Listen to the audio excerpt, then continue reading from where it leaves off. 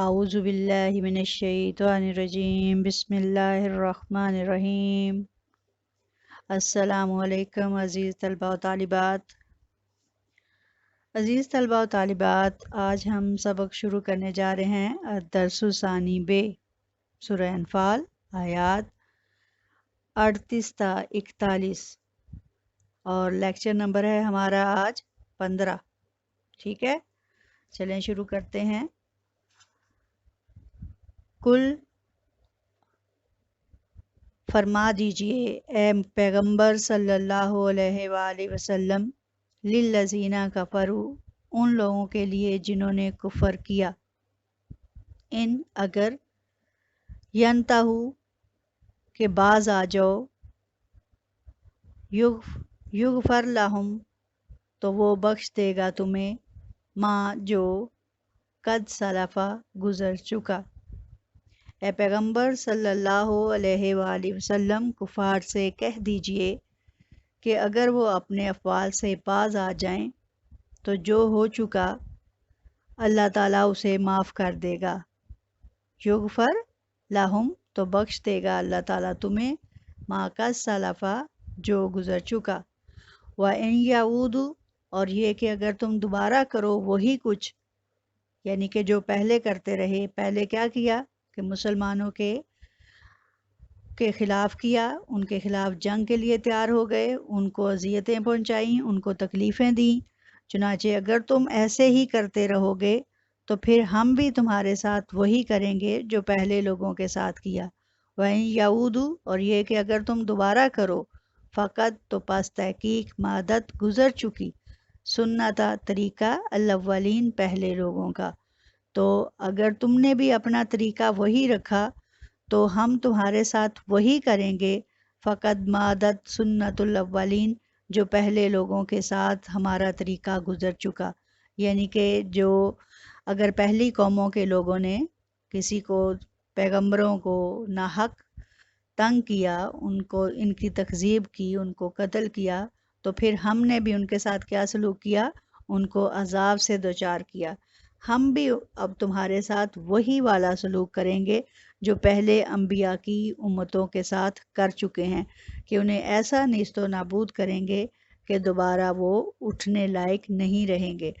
चुनाचे इस आयत में काफरों को इसी चीज़ की तरफ सरजनश की जा रही है कि वो अपनी हरकतों से बाज आ जाएं। अगर वो बाज नहीं आते तो फिर हम उनके साथ वही तरीका इस्तेमाल करेंगे जो उससे पहले दूसरे कौमों के साथ कर चुके हैं, दूसरी उम्मतों के साथ कर चुके हैं। ये अल्लाह ताला का सरीयन काफरों को एक बहुत बड़ा ऐलान है कि वो मुसलमानों के ख़िलाफ़ करना और चलना और बोलना ख़त्म कर दें और बंद कर दें, और अगर ऐसा नहीं करते तो फिर उनके साथ वही सलूक होगा जो पहली उम्मतों के साथ हुआ।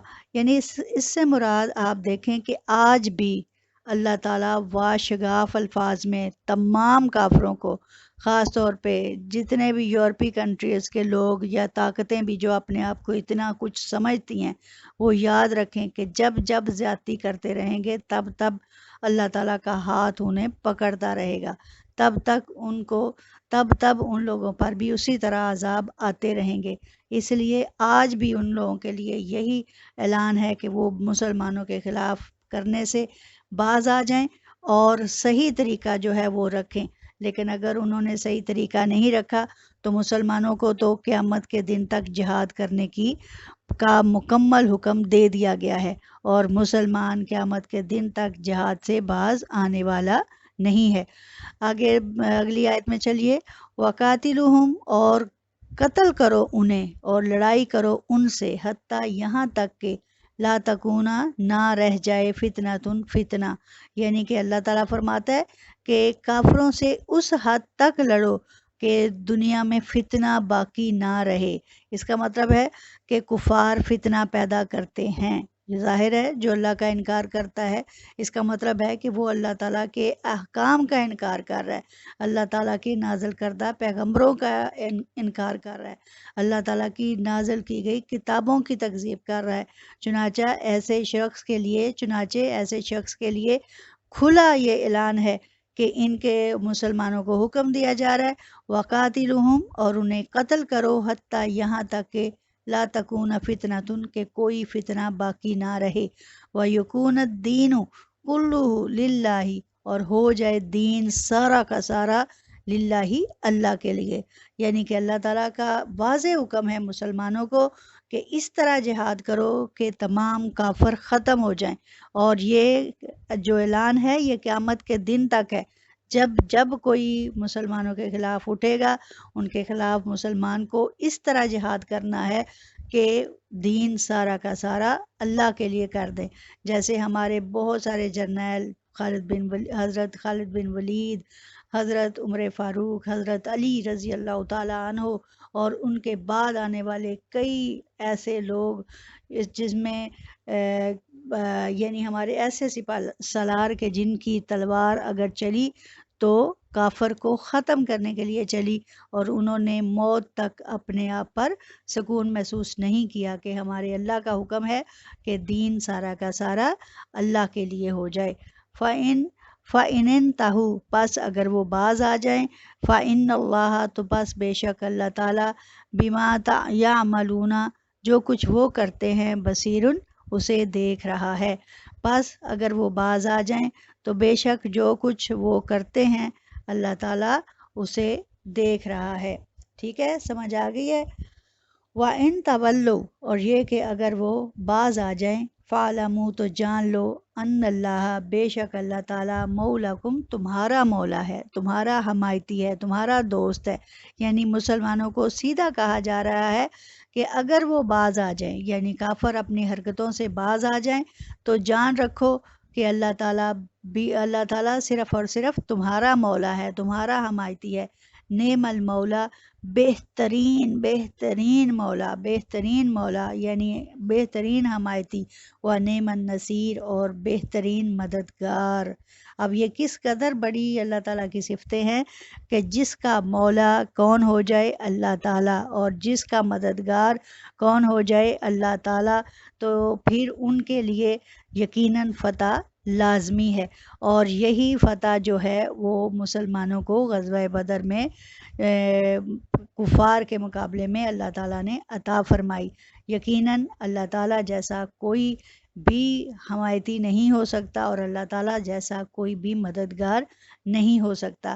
اور یہاں پھر کافروں کو اسی بات کی طرف یہ اشارہ کیا جا رہا ہے کہ اپنی حرکتوں سے باز آ جاؤ، اور جان رکھو کہ میری حمایتیں ساری کی ساری اور میری مددیں تمام کی تمام مسلمانوں کے شامل حال ہیں، اس لیے کہ اگر میں ان کی مدد کروں گا تو کسی بھی نوع انسان کی یہ جرت نہیں ہو سکتی کہ وہ مسلمانوں کے خلاف چلے۔ وَعْلَمُوا، اور جان لو، انما، بے شک، غنمتم، جو تم مال غنیمت لائے ہو، یعنی کہ جو تمہیں مال غنیمت ملا ہے، جان رکھو، من شیئن، کچھ بھی، فَأَنَّا، تو پس بے شک، للہ، اللہ کے لیے ہے، خمسہ، اس کا 5واں حصہ، وَلِرَسُولِ، اور رسول کے لیے، وَلِذِی الْقُرْبَى، اور لیے ذل والے القربہ، رشتہ داروں کے لیے، وَالْیَتَامَى، اور یتیموں کے لیے، وَالْمَسَاکِینِ، اور مسکینوں کے لیے، وَابْنِ السَّبِیلِ، اور وابن السبیل، یعنی مسافروں کے لیے، ان کنتم، اگر تم ہو، آمنتم باللہ، ایمان لاتے اللہ تعالیٰ پر، وما انزلنا، اور جو کچھ نازل کیا، علی پر، عبدنا، ہمارے بندے پر، اور جو ہم نے اپنے بندے پر نازل کیا، یوم الفرقانی، یوم فرقان سے مراد یہاں ہے غزوہ بدر کا دن، یوم التقا، جس دن تقا، آمنے سامنے ہوں گے، جمعانی، دونوں لشکر، کہ جس دن دونوں لشکروں کا آپس میں اکٹھ ہوگا، یا دونوں لشکروں کی آپس میں مٹ بھیڑ ہوگی، واللہ، اور اللہ تعالیٰ، علی پر، کلی، ہر شیئن، چیز، قدیرن، پر قدرت رکھتا ہے، واللہ، اور اللہ تعالیٰ ہر چیز پر قدرت رکھتا ہے۔ چلیں اسی آیت کے پیچھے دوبارہ چلتے ہیں، آیت نمبر 41 کو دوبارہ دیکھیے۔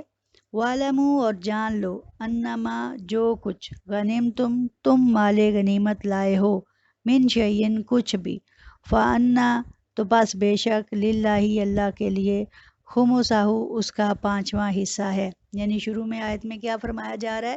جب پہلی آیت تھی کل فرما دیجئے اے محمد صلی اللہ علیہ وسلم کہ مال غنیمت یا سالونہ کا انل انفالی، کہ وہ مال غنیمت کے بارے میں پوچھتے ہیں. کل فرما دیجئے الانفال مال غنیمت للہ اللہ کے لیے ہے، والرسولی اور رسول کے لیے ہے. یہاں پہ پورا کا پورا تصرف اللہ اور اس کے رسول کو ہے، لیکن جب یہ سارا تصرف بتا دیا تو بتایا گیا کہ اس میں سے کتنا حصہ اللہ اور اس کے رسول کے لیے. چنانچہ اس تقسیم کو باقاعدہ جو تقسیم کا حل پیش کیا گیا وہ یہ کہ 4 حصے غازیوں اور شہداء اور ان لوگوں میں تقسیم کر دیے جائیں جو ان کے لواحقین ہیں. یعنی غازی جو کہ جنگ سے واپس لوٹے ہیں، یعنی ایک بہت بڑا 4 حصے، کسی بھی مال کے اگر 5 حصے کیے جائیں اور ان میں سے 4 حصے جو ہیں وہ شہداء اور غازیوں کو دیے جائیں، تاکہ وہ لوگ اپنا گھر بار چھوڑ کر گئے، انہوں نے مہینوں وہاں لگائے، انہوں نے اپنی جان ہتھیلی پر رکھی اور غیور اور بہادر ہو کر لڑے. چنانچہ 4 مکمل بڑے حصے ان کے لیے رکھے گئے. اب 5واں حصہ اللہ تعالیٰ کیا فرماتے ہیں؟ خمسہو للرسولی، یعنی اس کا 5واں حصہ للہ اللہ کے لیے ہے اور للرسولی اور رسول کے لیے. یعنی کہ 1/5واں حصہ جو ہے وہ اللہ اور اس کے رسول کا ہے، جس کا آگے تصرف کس طرح کیا گیا کہ 5ویں حصے کے مزید 5 حصے کیے گئے، 5ویں حصے کے مزید 5 حصے کیے گئے. اور وہ کس میں؟ ایک حصہ تو اللہ اور اس کے رسول کا، یعنی کہ اللہ نے اپنے حصے کا استحقاق جو ہے وہ کس کو دے دیا؟ حضرت محمد صلی اللہ علیہ وسلم کو. ولی ذی القربہ، اور پھر جو اس کے 4 حصے ان میں سے ایک حصہ کون سا ہو گیا؟ اب 5ویں حصے میں سے ایک حصہ اللہ کا جو ہے وہ نبی صلی اللہ علیہ وسلم کو مل گیا. سمجھ آ گئی؟ اور جو 5واں جو اس کا آگے چوتھا حصہ ہے وہ کس کے لیے؟ والی ذی القربہ، اور قریبی رشتہ داروں کے لیے. کس کے لیے؟ اور قریبی رشتہ داروں کے لیے. اب یہاں فرمایا جا رہا ہے کہ رشتہ داروں کو، یہ آپ صلی اللہ علیہ وآلہ وسلم کے رشتہ داروں کے لیے ہے. یعنی کہ باقی لوگوں کو تو جنہوں نے حصہ لیا تھا ان کے غازیوں اور شہداء کے لواحقین کو دے دیا گیا، ٹھیک ہے. اب جو 5واں حصہ ہے وہ اللہ اور اس کے رسول، یعنی رسول صلی اللہ علیہ وسلم اور ان کی ازواج، ان کی اولاد، ان سب کے لیے ہو گیا. اب جو اس سے ایک اور حصہ ہے وہ کس کے لیے ہو گیا؟ ولی ذی القربہ، اور وہ رشتہ داروں کے لیے. کہا جاتا ہے، بعض علماء کہتے ہیں کہ قریش کے جو خاندان قریش ہے یا اس کے اقارب میں تقسیم کیا جائے، جبکہ بعض کے نزدیک صرف بنی ہاشم کی اولاد کو، جن میں حضرت عبد المطلب اور ہاشم، ان کی دونوں کی اولاد کو جو ہے ان کو رشتہ داروں میں معتبر سمجھا گیا ہے. لیکن جبیر بن مطعم کے مطابق رسول اللہ صلی اللہ علیہ وسلم نے ذو القربہ کا حصہ صرف بنی ہاشم اور بنی مطلب میں تقسیم کیا، یعنی کہ جن میں ان کے رشتہ دار، وہ تمام رشتہ دار آ گئے، چاہے وہ پہلے سے امیر تھے یا غریب، ان سب کو بھی اس مال غنیمت میں سے حصہ دیا گیا، ٹھیک ہے. تاکہ اگر مسلمانوں میں خوشحالی آئے تو اسی لحاظ سے تمام رشتہ داروں میں بھی آئے، ٹھیک ہے. اور اگلا حصہ کس کے لیے؟ والیتامہ، یہ یتیم کی جمع ہے. یتامہ یعنی زیادہ لوگ. اور یتیمی کن پر واقع ہوتی ہے؟ وہ جس کا باپ نہ رہے. بچپن میں وہ شخص، چھوٹی عمر کا وہ بچہ یا بچی جن کا باپ ان کے سر پر نہ رہے، یعنی وفات پا جائے، تو وہ یتیمی کی حالت میں آتے ہیں.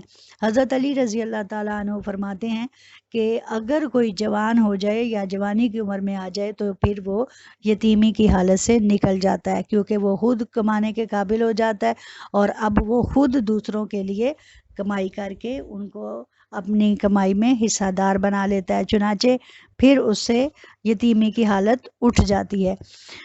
تو ایک حصہ کس کے لیے ہے؟ یتیموں کے لیے. وہ بھی دیکھے جائیں گے ارد گرد کہ کون سے لوگ یتیم ہیں جن کے باپ نہیں ہیں، ان کو ایک حصہ دیا جائے گا، والمساکینی اور مسکینوں کو۔ مسکین کون لوگ ہوتے ہیں؟ وہ لوگ جو کسی سے لپٹ لپٹ کر چمٹ چمٹ کر سوال دستے سوال دراز نہیں کرتے، یعنی یہ نہیں کہتے کہ ہمیں دے دو، یعنی یہ لوگ شرم کے باعث کسی کے سامنے ہاتھ نہیں پھیلاتے۔ چنانچہ ایسے لوگوں کو بھی تلاش کرنا پڑتا ہے، تو ایسے لوگوں کو تلاش کر کے بھی اس میں سے مال غنیمت میں سے حصہ دیا گیا۔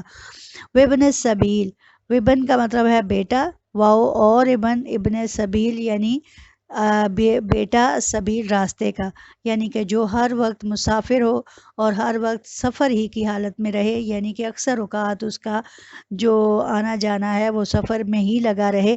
چنانچہ مسافر جو کسی طور کہیں آتا ہے کہیں جاتا ہے، اس کے لیے ایک حصہ اس میں سے رکھا جائے، یعنی کہ ان کی مدد کے لیے اسپیشل، تاکہ اگر انہیں کبھی کسی قسم کی ضرورت پیش آئے تو اسلام کے بیت المال میں اتنا مال ہو اس سلسلے میں کہ مسافر کی مدد جو ہے وہ اچھے طریقے سے کی جا سکتی ہو۔ چنانچہ ایک حصہ ان مسافروں کا بھی رکھا جاتا ہے جن کو ناگہانی حالات پیش آ جائیں اور انہیں کسی قسم کی مدد درکار ہو۔ ان کنتم، اگر تم، آمن تم باللہ، اگر تم اللہ پر ایمان رکھتے ہو، یعنی کہا جا رہا ہے کہ جان رکھو لوگوں کہ جو مال غنیمت تمہارے حصے میں آیا ہے یا تم لائے ہو، پس اس کا وہ اللہ اور اس کے رسول کا ہے۔ چنانچہ اس کا 5واں حصہ اللہ اور اس کے رسول کا، یعنی کہ وہ ایک حصہ آپ صلی اللہ علیہ وآلہ وسلم نے اپنی تمام ازواج کو اور اولاد کو بانٹا، اور اس کے بعد ہے یعنی اہل بیت کے لیے وہ صرف 5واں ایک حصہ، 5ویں حصے کا بھی 5واں حصہ، اور باقی 4 حصے کس میں؟ قریبی رشتہ داروں میں، والیتامہ یتیموں میں، والمساکین اور مسکینوں میں۔ یعنی کہ یہ ہوا کہ جیسے ہم کوئی شخص فوت ہو جاتا ہے، اس کا ترکہ آتا ہے، اب اس ترکے میں سے اگر صرف اس کے ارد گرد بہت سارے لوگ موجود ہیں، چنانچہ اگر اس ترکے کو تقسیم کیا جائے گا، جیسے غربا میں، یتامہ میں، جو ان کے ارد گرد رشتہ دار ہیں، اگر اولاد کو دیا ہے تو ساتھ ان لوگوں کو بھی دیا جائے گا۔ ایسے ہی اللہ تعالیٰ نے ایک بہترین اصول بنایا اس کا کہ مال غنیمت کی تقسیم کا انتہائی خوبصورت طریقہ کہ کوئی بھی ایسا شخص جو قرب و جوار میں ہو وہ اس سے محروم نہ رہ جائے، ہر ایک کو الگ الگ اس میں سے حصہ مل جائے، اور جب حصہ مل جائے اس کا مطلب ہے کہ انہیں استحقاق کا حق دے دیا، اور وہ بھی اب آسانی سے زندگی گزارنے کے قابل ہو سکتے ہیں، اور پیسہ صرف ایک ہاتھ میں اجارہ داری کا شکار نہ ہو جائے یا کسی ایک ہاتھ میں نہ رہ جائے، اس لیے اللہ تعالیٰ نے اس کا اتنا خوبصورت انتظام فرمایا۔ ان کنتم آمنتم باللہ، کہ اگر تم اللہ تعالیٰ پر حقیقی معنوں میں ایمان رکھتے ہو تو تمہیں یہ تمام کام کرنا پڑے گا، اور اگر تم نے اس میں ڈنڈی ماری یا تم نے کوئی ناانصافی کی تو پھر اللہ تعالیٰ کیا ہے؟ اللہ تعالیٰ پھر ایسے لوگوں کو خود دیکھ لے گا۔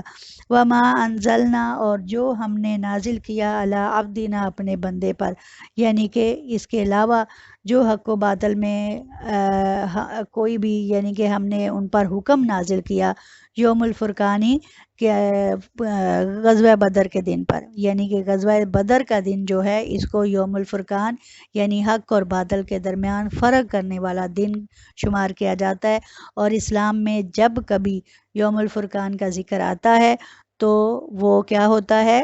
وہ یوم بدر کو ہی لیا جاتا ہے۔ یوم التقا، کہ جس دن یوم التقا الجمعان، کہ جس دن دونوں گروہ اکٹھے ہوں گے، یعنی دونوں گروہوں کی مٹ بھیڑ ہوگی۔ ان سے دونوں گروہوں سے مراد کون سے ہیں؟ کہ مسلمان اور کفار، جب وہ جنگ یا لشکر کشی کی صورت میں آمنے سامنے ہوں۔ واللہ علی کل شیء قدیر، اور جان رکھو واللہ، اور اللہ علی پر کل شیء، ہر چیز پر، قدیر قادر ہے، بے شک اللہ تعالیٰ ہر چیز پر دست قدرت رکھتا ہے، کوئی چیز اس کی قدرت سے، اس کے غلبے سے، اس کے قابو سے باہر نہیں ہے۔ چنانچہ کوئی بھی اگر اپنے اندر کسی قسم کی کوئی کمی بیشی رکھتا ہے تو وہ جان رکھے کہ ہر چیز اللہ کے قبضے میں ہے، جس کو چاہے جیسا دے، اگر کسی کو دینا چاہے تو کوئی اس کو روک نہیں سکتا، اور اگر کسی سے وہ چھین لینا چاہے تو کوئی اسے اس کام سے بھی نہیں روک سکتا۔ امید کرتی ہوں کہ آپ لوگوں کو یہ لیسن اچھی طرح سے، یہ جو آیات میں نے آپ کے گوش گزار کی ہیں، آپ کو اچھی طرح سے سمجھ آ گئی ہوں گی۔ اپنا خیال رکھیے گا اور گھر پہ رہیے، SOPs کا خیال رکھیے، اور باہر نکلتے ہوئے بیٹا اپنے ماسک کا خاص طور پہ ضرور انتظام کر کے نکلا کریں۔ وآخر دعوانا الحمدللہ رب العالمین۔